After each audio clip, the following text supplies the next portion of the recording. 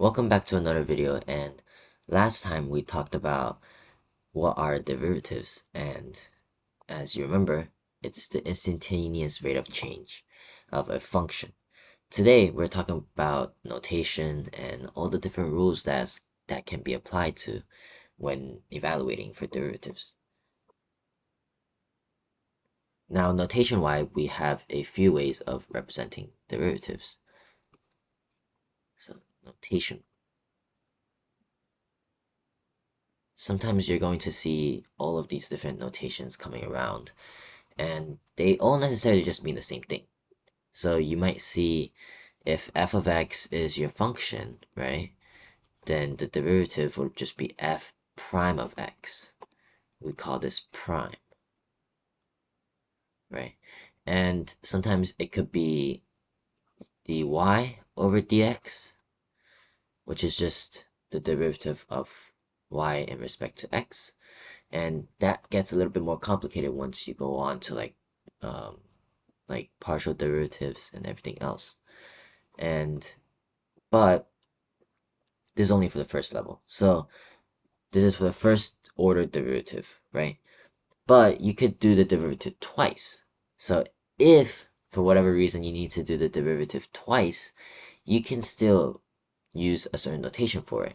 In this case, since the first order of the derivative is just f prime of x, we can say that the second derivative is going to be f double prime of x.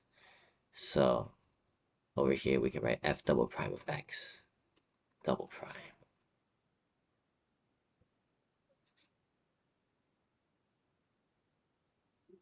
Okay, so that's how we're gonna write our notation here. Now we need to figure out like what kind of rules there are, right? And all that stuff. So our first rule for today is going to be the constant rule. So when we're dealing with derivatives, we have different, functions, right? So the constant rule basically just states that whenever we have the derivative of a, so in this case we're going to write d over dx, that also means derivative of, let's say, n, right? N in this case represents any number, any integer, any fraction, anything that has a constant value with it. So n equals a number slash constant, right? And that would ultimately just lead to 0.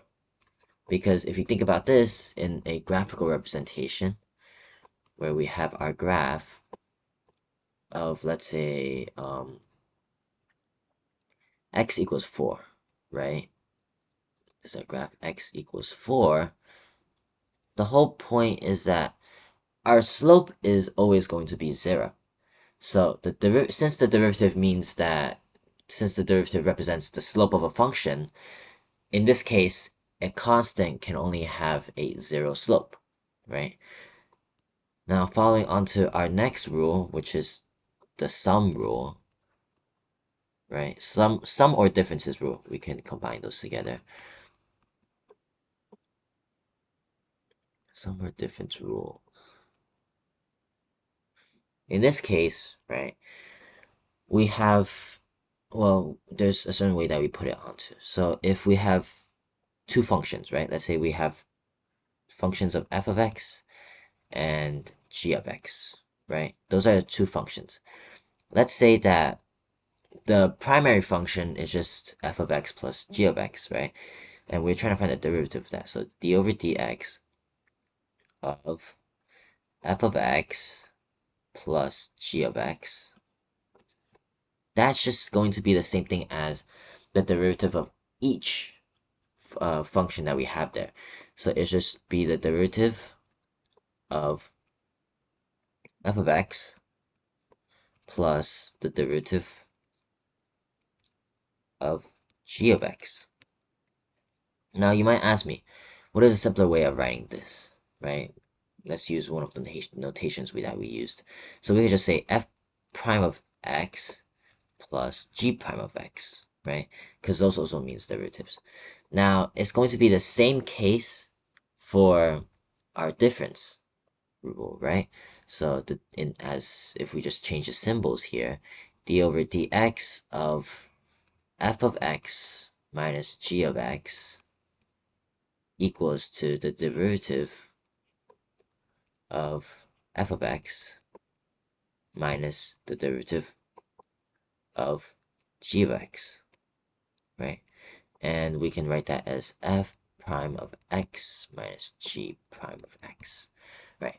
So now those are the constant rule and the sum and difference rule. So we're gonna, of course, do some practice on later after we finish the last rule for this video, which is going to the power rule.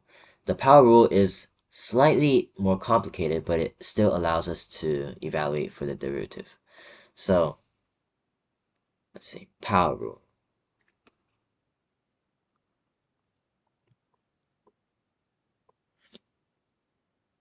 So as a power rule, it necessarily just means like exemplars of f of no, example equations would just be like x squared. It could also be like 5x to the cubed, right? So these are examples that we have basically for these types of problems. And the power rule states that the derivative d over dx of x, meaning like the variable that they use, they might use y, they might use z, it depends on the problem, and then x to the nth power. N in this case means any number. So by any number, it can only be a number. It cannot be like a variable or anything else, but it has to be a constant number. That is just going to equal to n times, well, the variable to the power of n minus 1.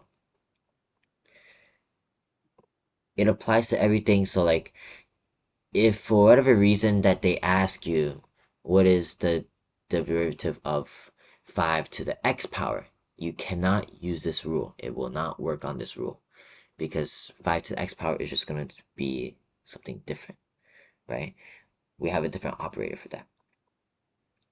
So by now knowing these rules, right, we can now derive for our derivative rule. But before, we can arrive for our variable rule. But before we do that, we should at least prove saying that, the rule for this by the difference quotient, right? So on the last video, we saw problems about finding the derivative of x squared, and it came out to be 2x, right? If we apply the same rule to it, we will find that it's going to be equal to 2x, right? If the function was x squared. So the main reason how we found this out by having the proof, right? I'm going to try doing the proof on the spot right here. We have this rule, right? And x to the n power is basically just the variable that we have, right? So let's say f of x is equal to x to nth power, right? Now we can use the difference quotient. So the limit as h approaching 0 of f of x plus h minus f of x over h equals the limit as h approaches 0 of, let's say,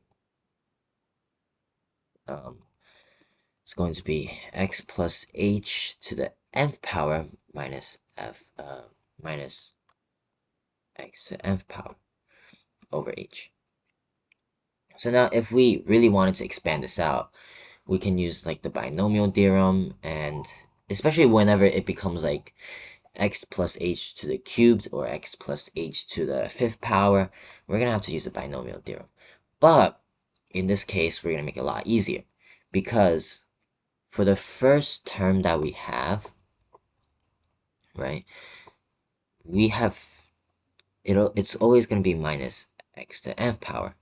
And the first term that we get from this function of x plus h to the nth power, the first term is going to be x to the nth power. So we can cancel those out real quickly, right? So now, how we're going to evaluate this is, think about it as in concepts of like applications, right? So if it was like x plus h to the second power, that's just going to be x squared plus 2xh plus h squared. Now we see like a common thing around here where we have all of this, right? So that common thing, like let's say, I'm gonna write this down on the top here. Let's say if it was x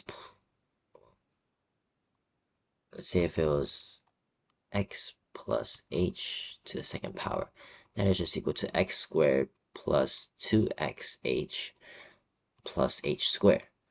We see a common thing here because our exponent is, of course, 2, right?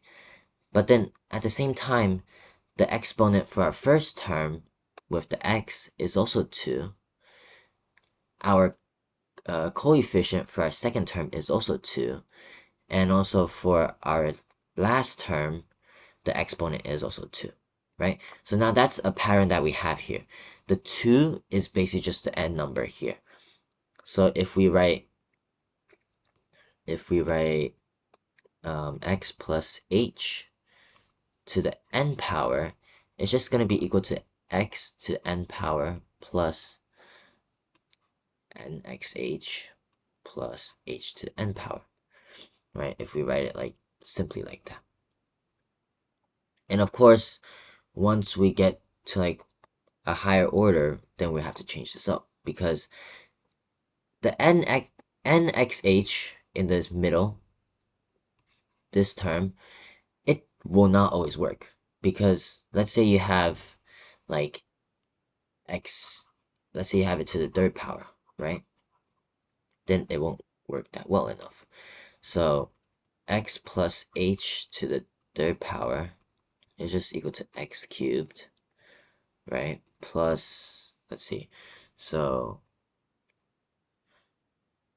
it'll be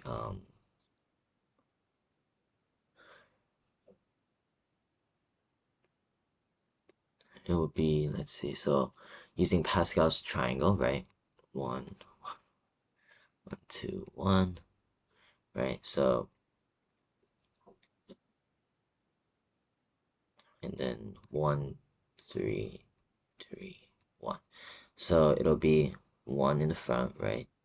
3 x squared h plus 3 xh squared plus h cubed, right?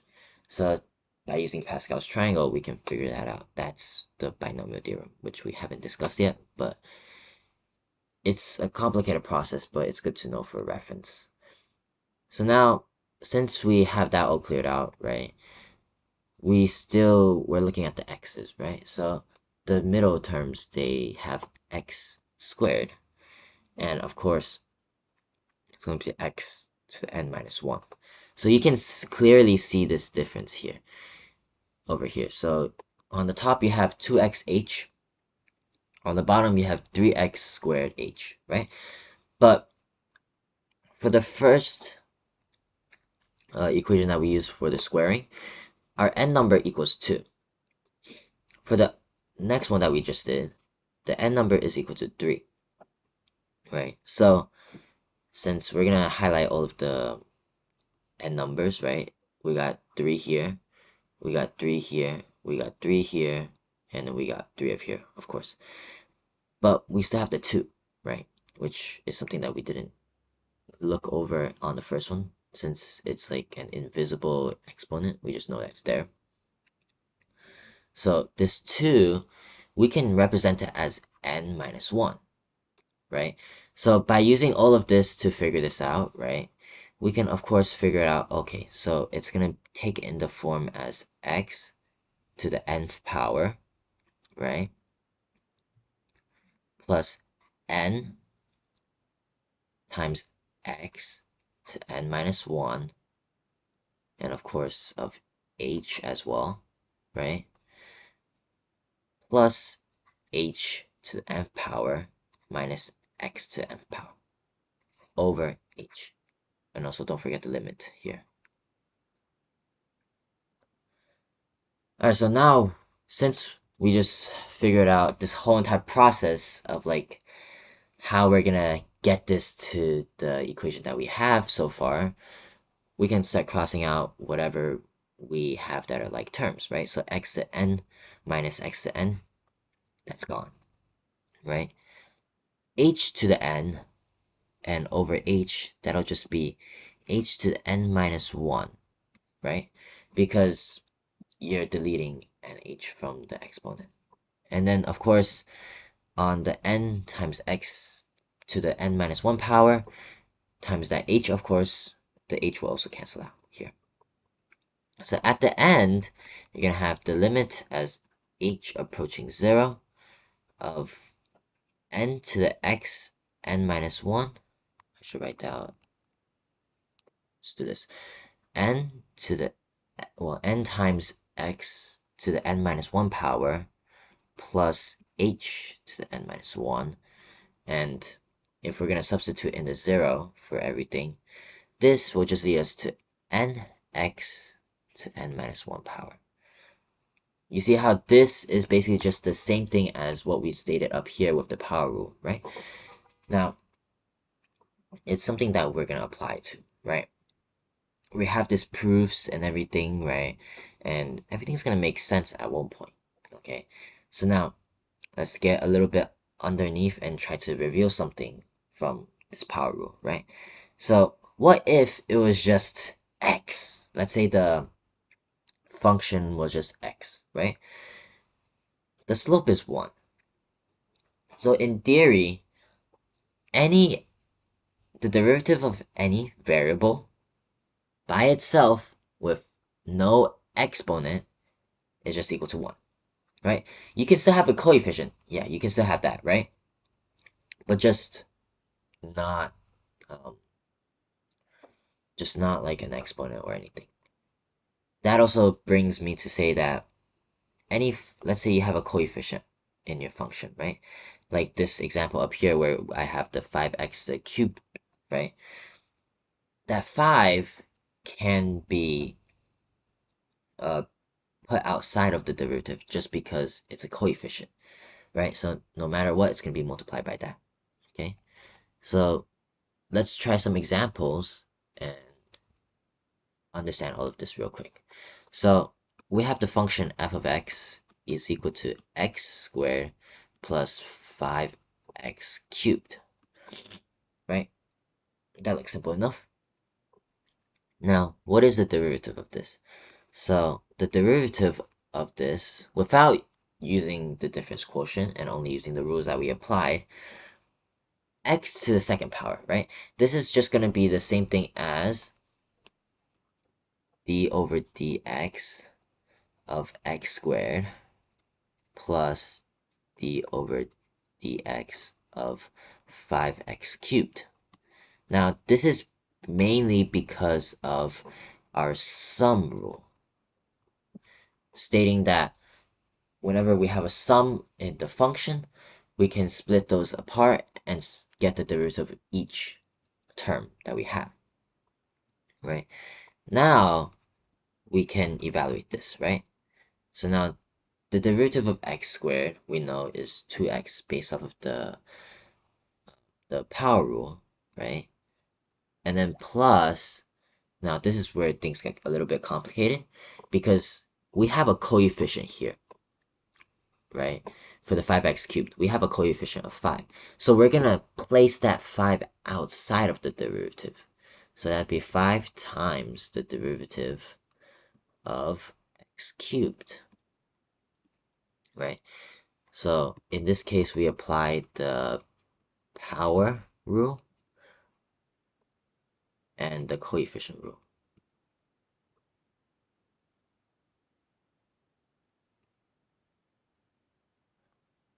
Alright, so since we understand all of that, right? Now we can get to evaluating the last term.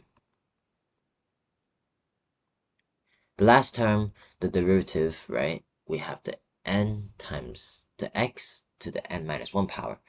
N in this case is 3, so we're gonna times this by 3. Our variable is x, right? And then n minus 1 is just 2, so we put 2 as the exponent. And of course, if we simplify it, it'll lead us to 2x plus 15x squared. That is our derivative of x squared plus 5x cubed, right? So I'm gonna write here, we use the power rule. And that's it. That's how easy it is. So now we're gonna try some problems on your own, and we're gonna check back in and see how well we can get those problems in, right? So let's say f of x is equal to 5x to the 4th power minus 3x plus 2. Find f prime of x. Now, take a moment and pause the video here and solve this out by your own.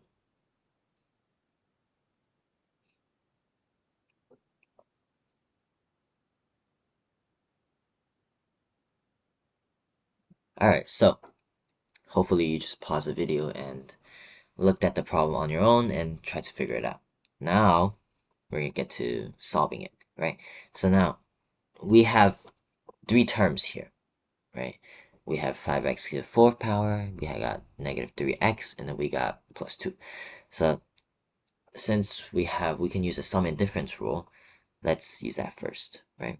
So f prime of x is just going to be equal to d over dx of 5x to the 4th minus d over dx of 3x plus 2 plus d over dx of 2. d over dx of 2. Alright, so now let's start evaluating for this limit, right? So f prime of x equals to the derivative of 5x to the 4th power is just going to be 20x to the 3rd power because of the power rule. And then minus the derivative of 3x is just going to be 3 because x is the variable, and since it's by itself with no exponent larger than 1, it's going to be, of course, equal to 1. So we have minus 3. And of course, the derivative of any constant is just 0. So our answer here is just 20x cubed minus 3. That wasn't that bad, right? Let's say for whatever reason you want to find the second order derivative. So now in that case, you would just do the derivative twice, basically. So you would find the first derivative, and then you would find the next derivative. It's just like series in algebra 2 and trigonometry, just that it works the same way there. So, you know, if you want to find the third derivative, which they probably won't tell you to do that, but in some cases they might do, and you just find the first derivative, and then you find the second derivative, and then you find the third derivative to figure out your answer. But that's it. And of course, you can use it to figure out what is the instantaneous rate of change at a certain point by just plug in for x, as what we've seen in our last video about the difference quotient. And yeah, make sure you guys do more practice on these questions, and there's a lot of resources online about them. And next video, we're going to talk about more derivative rules that we're going to figure out, like using exponential functions, log functions, trig functions, and of course, we're going to throw in some product rule and quotient rule. Just make sure that whenever you're dealing with these problems, you cannot use these rules if there's like 2 functions multiplied or divided together, because those won't apply. They have a separate rule for that. I will see you guys in the next video, and always practice.